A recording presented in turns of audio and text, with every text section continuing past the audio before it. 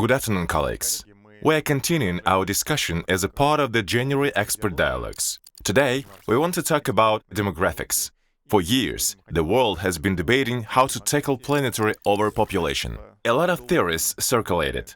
Would we have enough food, enough space? In reality, however, the trend looks very different. Today, we'll be discussing hollowed-out cities, the growing burden of an aging population on economies, infrastructure and healthcare systems, and of course, the declining demand for children's goods and services. Joining us is Professor Wang, renowned for his research in this field, one of the world's leading demographers. Professor Wang, let me start with this. If we look at UN forecasts, population peaks were initially predicted to occur well beyond the 21st century. Then it was said that population would peak at 11 billion, then 10 billion. But we can see that with every new iteration, the projected peak draws closer to the present days, and the maximum global population figure keeps shrinking. Is there something wrong with the forecasts or the forecasters? Or are the trends in our society genuinely shifting that dramatically? Well, it's really the reality is not being caught up by experts. The United Nations Population Division has the best experts. They have developed all sorts of models, but every 2 years they come out with a new projection, and it's a projection of a faster global population decline. So the peak time for the world population is being advanced again and again. So instead of 22nd century, now it's late 20th century, but it could be even earlier. This morning we heard your presentation that is the most radical, if not the pessimistic, of the arrival of the peak population for the whole world. So the world is changing fast, and is faster than our best experts cannot predict. So that is the world we live in. If you were to explain to the average person in simple terms, what interesting and significant demographic shifts are coming that will impact their daily life? I would say we will be looking at a world that's getting smaller, and we're going to see a lot more older people around us. I think the governments around the world, especially in the aging societies, would be very concerned with how to pay the pension and the health care for the aging population. The fundamental trend driving demographic change is the decline in birth rates. But what has happened to the world? Have people simply fallen out of love with children? Actually, no. I think survey after survey in different parts of the world, you still find people want to have children. It's just, I think the reality is that the expectations cannot be met, and there are a lot of constraints. And I think that's what we need to understand and need to address. Given your background, you are well versed in the situation in East Asia. We see fertility rates in Japan dropping below 1.2. China has fallen below 1. In South Korea, the total fertility rate is 0.7. Focusing specifically on these economies. Well, there are many common factors in these East Asian societies, including the ones we normally talk about, housing, especially. I think housing is remarkably high housing cost in Seoul, in Tokyo, and especially in large cities in China. I don't know about the housing price in Moscow, but the prices in Shanghai and Beijing and Shenzhen, I know it's disproportionately high compared with the income level of those places. And also there are other constraints similar to other places in the world. For instance, child care, work-life balance. But interestingly, I think the East Asian region is known to be a region of Confucius, under Confucius inference, which is big family, strong family. So one way to turn this around is, well, there are two reasons. One is in these societies, the parents are so worried about the success of their children. So they love their children so much, the best way to love their children is not to have them. And so that's a cultural factor. So in addition to the economic, political, social factors, this cultural factor could be very much into that, because we're also looking at Southern Europe. That's also a region with large family norms, which is one of the three lowest fertility regions in the world, plus Eastern Europe. And the other factor is in all these three East Asian societies, non-marital birth is still a taboo. So that's also related to, I think, the parental desire to have children growing up in a married two parents family. So in other places, for instance in the US, especially in Western Europe, you have up to 50% of the birth are born out of wedlock. So people cohabit. And the same thing happens in East Asia. Young people do cohabit, but they don't have children. So unless they get married, they don't have children. And the marriage is being postponed. And in many of these places, people are not getting married at all. So that also makes a difference. Then you won't have children. You mentioned housing as a factor to start with. If we combine that with the demographic trend we're discussing, population decline, take China, for example, which saw a natural population loss of over 3 million last year. If the population shrinks, does that mean housing becomes more affordable? After all, we won't need as many cities or as much real estate. Does this mean that as soon as housing and cities become more affordable due to population decline, birth rates will begin to rise? Well, you would hope so. There are many ironies. One of the ironies is with the declining population, the more remote areas, smaller cities are the ones that would lose the economic dynamism. And so young people would leave those places. And then those places, some of them, as you said this morning, Northeast China, you already have ghost towns. And so those cities, housing would become available, but nobody want to go them. What happens is young people want to go to places where they have jobs, where they have good coffee shops, good restaurants, and good friends. So where are those places? Big cities. So you, at the same time, you see places becoming empty, deserted, and you have large cities which are attracting more and more people, and then housing actually becomes more expensive for the young people to go there to live. So that's just one of the ironies, and that's what we've been seeing across the world. Here in Moscow, St. Petersburg, Los Angeles, New York, Beijing, Shanghai, Seoul, Tokyo, Osaka, it's the same thing. So that's the irony. So young people want to go to places to live their life, but then the housing price is not coming down. Aging will not likely to help with that. So it's the reconcentration of the population. A number of experts highlight the immense importance of socio-cultural factors in the birth rates. What does this mean? For instance, in a family raising a single child, there is no culture of a large family. When that child grows up, they lack the family mindset for having many children. That is one aspect. The second crucial factor is social media. Many know that social media are linked to everything from societal polarization to the pursuit of unattainable ideals. This often discourages direct interaction, reduces physical communication, and thereby creates headwinds for birth rates. How much weight do you put on these socio-cultural factors, and what can be done about them? Absolutely, you're totally absolutely. We're human beings. We like to be around people who are similar to us. So if my son is 35, he lives in Los Angeles. So when I see him surrounded, he doesn't have a child. He's not married yet. So when I see him surrounded by friends with children, with couples, and so I feel a little assured that he's probably going to go the same way. And so that social influence is very important.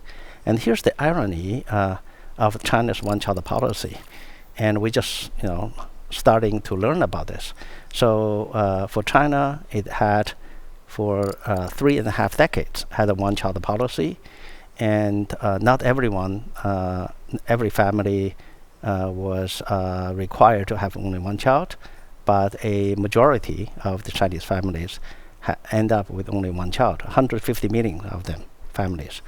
So we thought when the policy was lifted in 2015 that there should be a rebound, and couples, because they were only child, they would want their children to have siblings. And what we've seen the last 10 years is the opposite. Just as you said, Mr. Oreshkin, it's the only children they grow up to feel it's okay. I grew up as only child and was totally fine. So that actually is one of the unappreciated consequences of China's one-child policy. I think that also contributes to the very low birth rate that we're seeing in China now because of this unintended culture effect created by a policy. Let's move on to the second aspect of a demographic change. This is not just decline in birth rates, but also population aging. This is a crucial factor. Perhaps a unique feature of the current moment that is rarely discussed is that today's aging generations are actually the healthiest and most educated in history. Usually, aging carries a negative connotation. But is aging truly just a downside? Or are there positive aspects to it? Absolutely not. I think that is our thinking has not caught up with reality, with changes.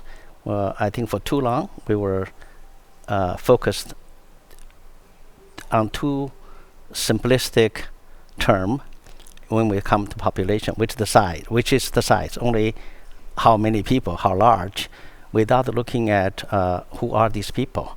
So yes, indeed, we have low birth rate and we have aging population, which is going to be unprecedented in human history. But we're looking at entirely different population. It's not just in the developed world, but across the world, you're seeing population receiving education at different levels, the most educated ever in world history. So we're looking at population with more potential for innovation, higher productivity, and also healthier. So retirement age in China used to be 50 and 55. I think they borrowed from the Soviet Union, and only recently they started to increase that, but it's still not enough. I think in many aging societies, you see people in their 60s, 70s are still working. Look at the world leaders. They're all over 70 or even approaching to 80. We're not sure whether that's a good thing or not. But aging is a happy outcome of human progress. So we have to look at the population not just as a number only.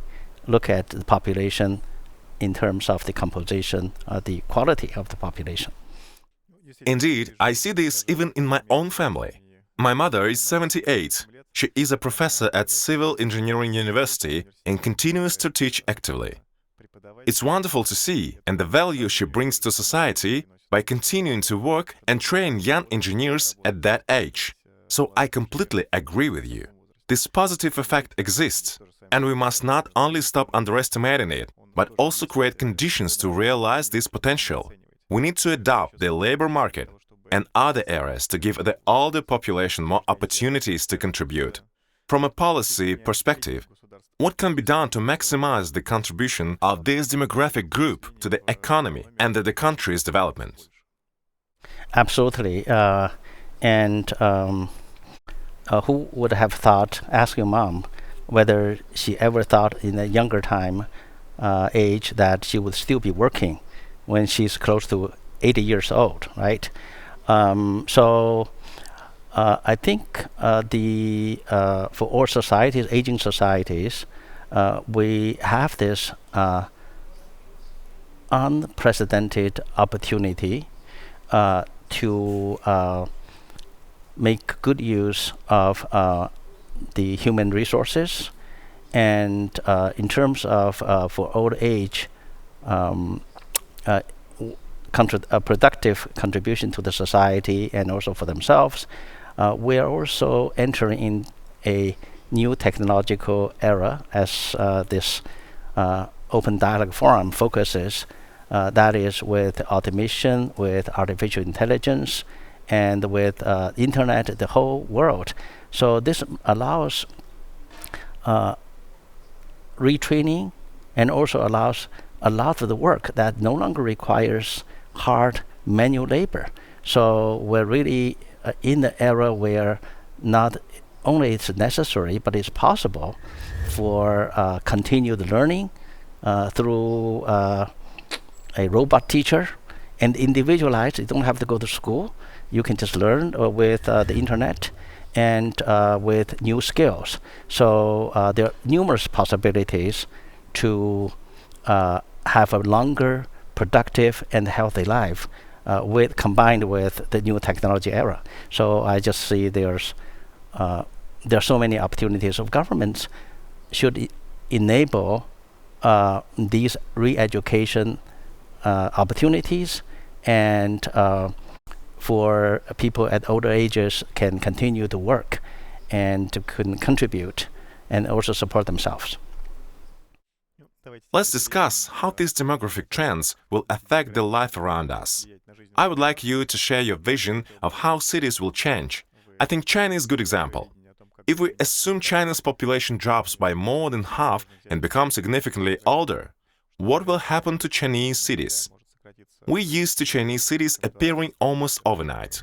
My favorite example is Shenzhen, which 50 years ago was a small village with one street and is now a modern metropolis. So what happens next? How will they evolve?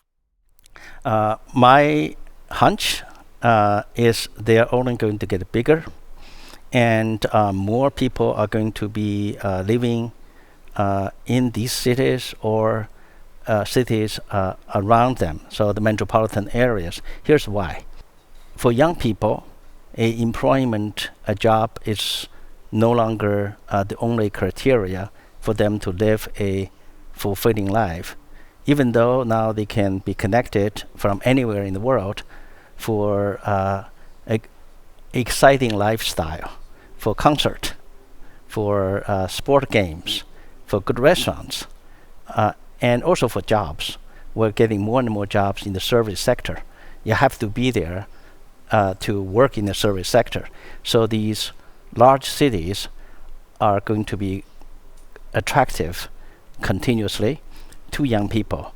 So if I were to make a projection, I think not only we have 50-70% of people living in cities, like in the case in China now, but we're going to have of all the urban population probably half, not just 30%, 20%, 50% or more of them would be concentrated in these metropolitan areas. That's just one scenario that I can think of. Yes, but if we look at overall figures, China's urban population is currently about 900 million. Yet we are saying the total population of China could fall even below that figure. While urbanization will continue, this implies there are already too many cities for the population we will see in 50 to 100 years. Will some cities just become ghost towns, or will this process affect all types of cities equally? My sense is that the smaller cities will disappear, just like villages in China. Most of them have disappeared, towns have disappeared, and there will be some interesting new cities that will survive, but survive on a niche. For instance, in places in China, you can go for vacation, for tourism, for making ceramics, and so you can still have those places, but the majority of urban population would want to live in big urban centers for the obvious attractions they have, but the cost would be high, so which is actually not good for for childbearing, for having children. I was in Tokyo for 2 months last year, and it gives you really a appreciation of how dense a city can go. I didn't realize 300 years ago, Edo, the current Tokyo, was already the largest metropolis in the world, 1 million people. And you go to Tokyo, it's so dense, and you go underground. There are many layers of subway station, but they manage it really well. The connection, the rebuild, to accommodate this huge population. Tokyo is not large, but the population is very dense, and it's very lively. You can still have shops filled with people, unlike in many other places, including China. The big malls are empty, right? So it's a really different life. I think Tokyo would be example for I think many are large big cities, and then in accommodating this large number of people. Does this mean for Japan that, relatively speaking, in 50 to 70 years, we will be left with only the Tokyo, Yokohama, Osaka agglomeration, while the rest of the country empties out? Not totally, because Japan also has other cities that are attractive, livable, and I think they have also employment opportunities. Right now, the 2 metropolitan areas, Tokyo, Yokohama, and also Osaka, it's 30%. I won't be surprised. It would go up to 40% or 50%, and but other cities would still be around. It's just going to be a lot emptier. The key conclusion I draw from your words is that the coming century will be one of fierce competition between cities, both within countries and internationally. Cities with a clear strategy and a clear purpose will attract human capital, while those that fail to find their specific role will be doomed to decline and emptiness. Would you say that's accurate? I think to a large extent, I'm not sure it's a competition. It's just a redistribution.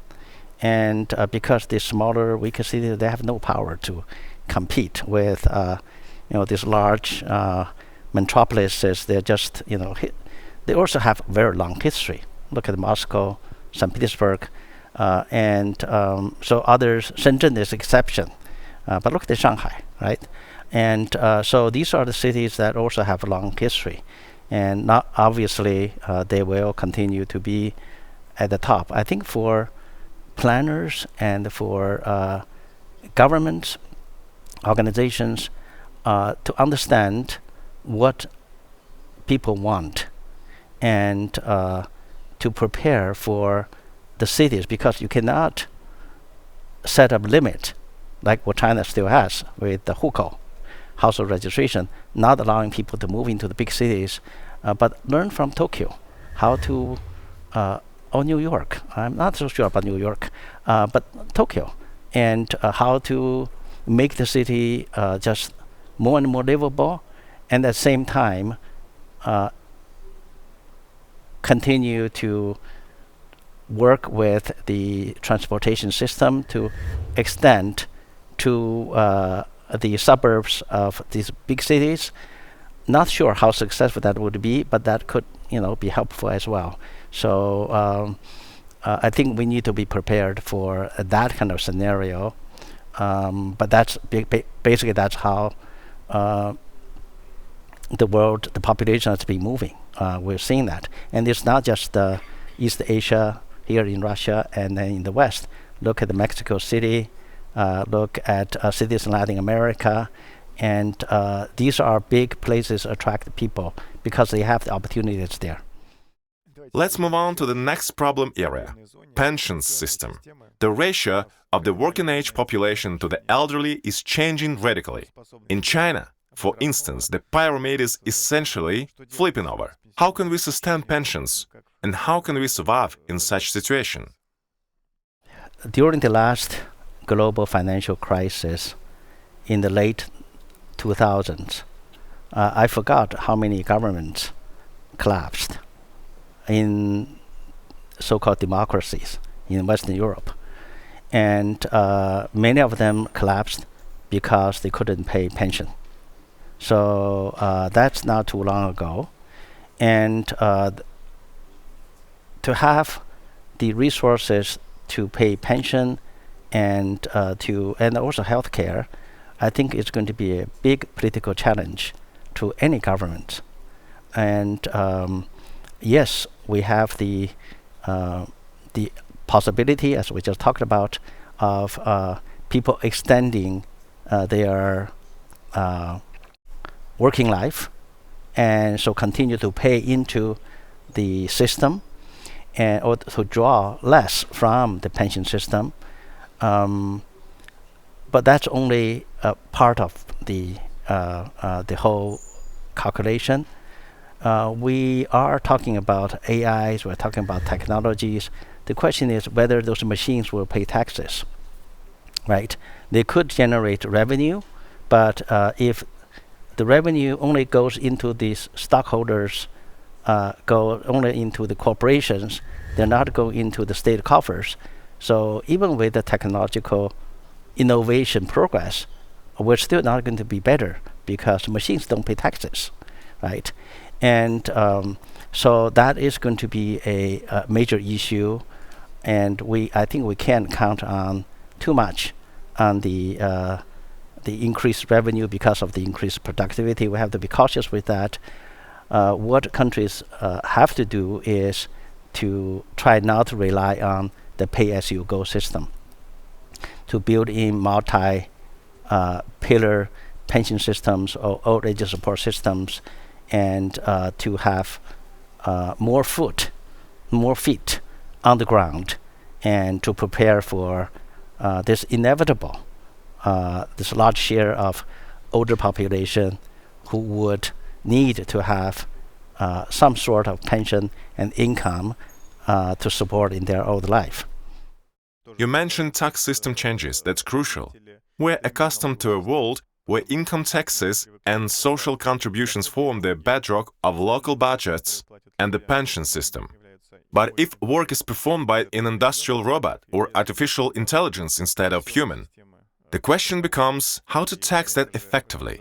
Regarding the current boom, the frenzy in AI company valuations, I think many investors are underestimating future taxation of AI and automated jobs. This will lower their economic efficiency, meaning these companies may actually be significantly overvalued despite their contribution. And aside from taxes, they are their financial markets. How will they fare when the number of assets holders grows and everyone wants to cash out simultaneously to support their consumption? Do you agree that this could seriously impact asset prices? There's so much uncertainty with the financial market and with all this future. I think you are in the government, in the president's office.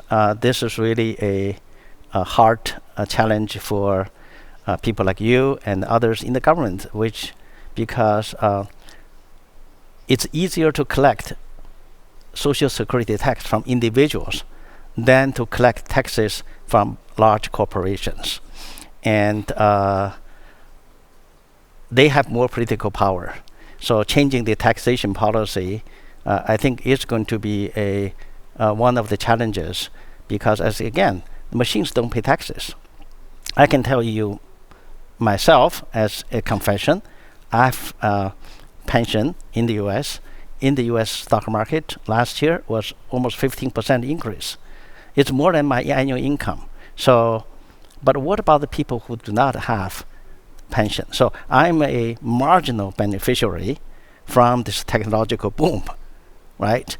But the income should not only go to people like myself who have a foot in the financial market. And besides, the financial market is not for sure. If it crashes, then I lose all of that, right? So I think for government, this is a a very important issue. Here's another thing. A lot of the platform workers, they don't pay.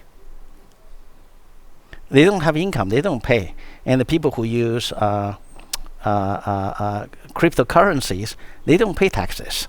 They have no income. And so how will government be able to get a fair share for the population? And because the benefit of growth needs to be somehow shared by all the population. I mean, when you have the power centers, when you have all these state investments, it's national resources, is the money from everybody. They cannot only benefit the people who run these companies, right? So that is a political issue. I think that's, along with the technological change, that's also a new issue for a lot of governments. The next area covers human capital industries, primarily education, healthcare, and long-term care. What will happen here against the backdrop of these demographic changes? I think we're in a golden era. We have already seen globally the educational improvement, especially for women. So that has already happened. And the challenge for education now is we seem to think a lot of the education can be done by technology, by AI, and which is not wrong, and we certainly can make our teaching more efficient.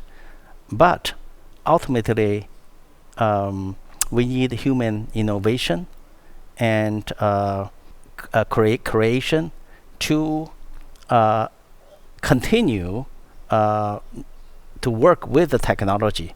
So, I mean, I was just watching the other presentation as if we can just all learn in front of an iPad and get answers from ChatGPT. That's not how the world is going to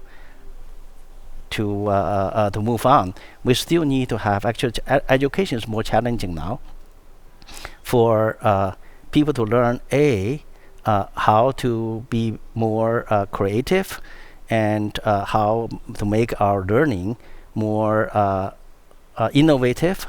And that's actually not easier, it's harder. The other thing is, now with all this technology, I think learning as a social being is going to be very important. We're still human beings, we're social animals. So we can't just, from very early on, just only interact with some screen. So I think in-person education will not be abandoned. We talked about this 10, 15 years ago with online teaching. We thought professors like myself would be obsolete, useless. It's not the case. And I think we need probably more human interaction, in-person training, teaching. And I don't see that's going to go away. It's probably going to be more important. And what about healthcare? I think we are also in a golden era in terms of healthcare. Not just with education, you have all those tools to make learning more efficient and lifelong, more individualized.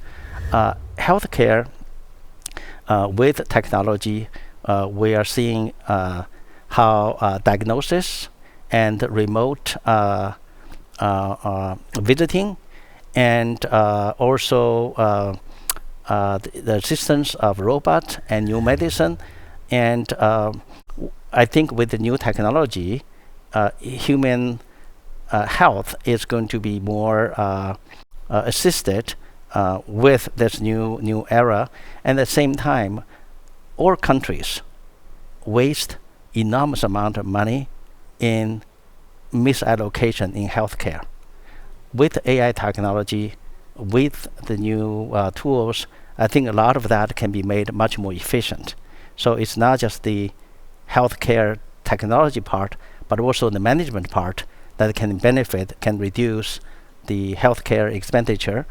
And so we're really seeing a golden era of using technology in every aspect, from biomedicine development to health management. and to care, that would really help with health if we can use them properly. We are discussing how, following the decline in birth rates, the share of young, working-age people globally will decrease. Could competition for youth become the new geopolitics? I think it's probably already happening. You talked about Africa with a very optimistic take, and I'm fully with you. And we were earlier on concerned about migration, of immigration, of people from those places, and we're already seeing the immigration, the problems caused social conflict. But now what we're seeing is that capital investment are going to places with young labor, with labor supply. So instead of them coming out, we're seeing opportunities go to them. So that's happening. First of all, look at China and Vietnam. So China used to be the manufacturing center. Now it's moved to Vietnam. And look at Africa, and I think that or Latin America. That's what's going to happen. And will there be new? I think, economically speaking, I think the center will be shifting, as you said this morning, and we're going to look at the global south with a totally different lens. But whether that's going to have more geopolitical implication, like the rise of China, we still need to see how far that would go, because we already have so many big powers already. You actually mentioned your son today, who is 35. What is the best advice you could give him for living in a world with a shrinking and aging population? I only have one son, not because of the one-child policy. My advice to and wish to him, and he has a girlfriend, is to have a child early and have more than one. Having children is wonderful, and they will give you a lot of headache when they are in their teenage years, but they'll give you a lot of joy and also support in your old age. So after all, we're human beings, and I think to be able to have children and grandchildren and to have family, and that's the source not only for joy but also for health, for mental health, for longevity. So that's I sound like an old Chinese peasant, but that would be my wish. That is very true, and I fully agree. Returning to the national level, as we slowly move toward a conclusion, which country do you think is currently pursuing the most sensible policy in terms of responding to these demographic trends? The countries that tried the hardest are not the countries that are successful. One country it was not totally successful, but it's the one that has a long history, and it's Japan. Japan has been undergoing population decline, serious aging, but the standard of living has not decreased, and it has serious aging problems. But Japan is a living example. And looking around, one country that I don't quite fully understand, I need to learn more, is France. France is the exception in Western Europe, and I think in the whole world, that somehow has managed a reasonable fertility for a long time. So there's a lot to be learned, I think, from France. But it's a country that I don't study, and I need to learn more. With France, the situation is fairly straightforward. It is driven by the large number of migrants who have settled there. If you look at the birth rates across different ethnic groups, the differences are stark. On the one hand, yes, fertility rates remain higher, but on the other, this leads to profound shifts in the social structure and creates other challenges. Is migration the answer to fertility issues? I would say no. France is lucky, the United States is lucky, and we just learned a few days ago the U.S. had the lowest population growth last year because of the immigration policy. They just so United States is uniquely fortunate to have immigrants from all over the world. But we know in general immigration is not the solution. For a large country like Russia, for a large country like China, you cannot rely on immigration, and immigration comes with a lot of challenges. As I think scholars used to say, we want to have labor, but then what we got are people, right? So they come with their religion, their preferences. There are possibilities. It's hard for integration, for assimilation, for cooperation, but that's a big challenge. So, and with the world with such communication, transportation means, we really can have alternatives for opportunities to be around in the world without having to moving people around. So that is a possibility. I always use the case of India.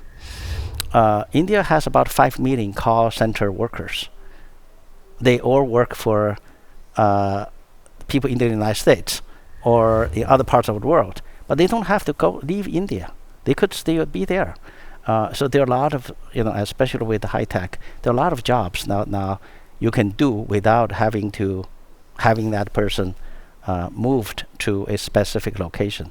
So immigration is a tricky issue, and I would not endorse the view that just use that as a way to solve this problem, with the exception of the United Arab countries. They've been able to do that, but they're very small countries. Finally, to conclude our very interesting conversation, I would like to ask you to formulate one key takeaway, one idea that you would want heads of government, business leaders, and ordinary people to hear. How should they act in the face of these demographic changes? Come to the 21st century, abandon the mindset of chasing population size.